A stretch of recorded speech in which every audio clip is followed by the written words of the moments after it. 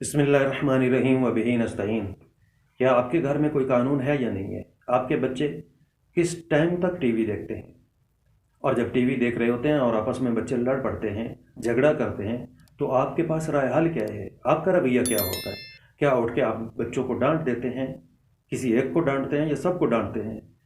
یا یہ ہے کہ ٹی وی کو جا کے آف کر دیتے ہیں، یا ان کو دھمکی دیتے ہیں کہ میں ٹی وی بیچ دوں گا یا ٹی وی کو توڑ دوں گا اور اس کا خاتمہ کر دوں گا؟ یا کوئی اور رائے حل ہے آپ کے پاس؟ کیا کرتے ہیں؟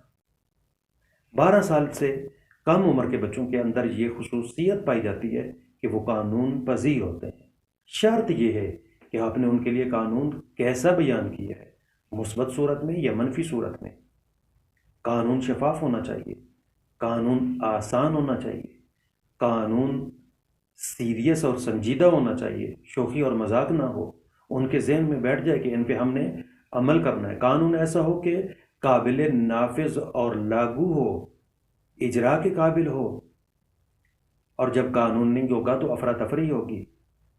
قانون ہونے کا فائدہ یہ ہے کہ بچوں کی سرگرمیاں خود بخود کنٹرول ہو جائیں گی، وہ آپ سے لاجیکلی گفتگو کریں گے۔ قانون نہ ہونے کی صورت میں آپ کو بچوں کو ہر بات پہ تذکر دینا ہوگا، بات بات پہ روک ٹوک کرنا پڑے گی۔ بچوں کے لیے تذکر اذیت کا باعث بنتا ہے، اور آپ کا بار بار حکم کرنا اور روک ٹوک کرنے سے وہ قانون سے نفرت کرتے ہیں، قانون گریز ہو جاتے ہیں، قانون سے بھاگتے ہیں، فرار کرتے ہیں۔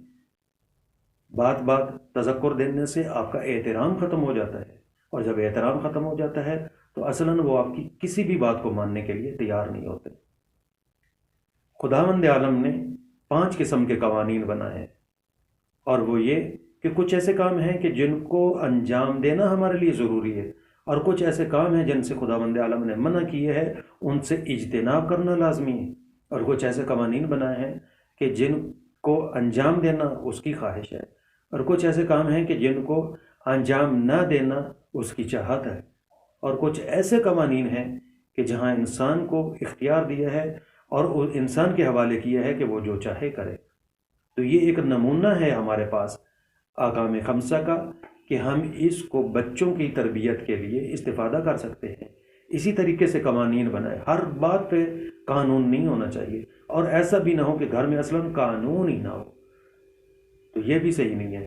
ایسا قانون ہو کہ جو آسان ہو، کچھ قوانین ہوں کہ جس میں بچوں کو بالکل اختیار ہو اپنی آزادی سے کام کرے، تو کچھ قوانین اس طریقے سے ہوں کہ جن کو اجرا لازمی ہو، ان کو انجام دینا لازمی ہو۔ ابھی سے ہم اپنے گھر میں نگاہ کریں کہ کون سے قوانین ہم نے گھر میں لاگو کر رکھے ہیں، اور اگر وہ قابل اجرا ہیں تو ان کو اجرا کریں، اور اگر قابل تبدیلی ہیں تو ان کے اندر تبدیلی لائیں، اور پریشان نہیں ہوں، کیونکہ اس ایج میں بچے قانون پسند ہوتے ہیں، قانون پذیر ہوتے ہیں، اور اگر قانون نہ ہو تو بچوں کو اذیت ہوتی ہے۔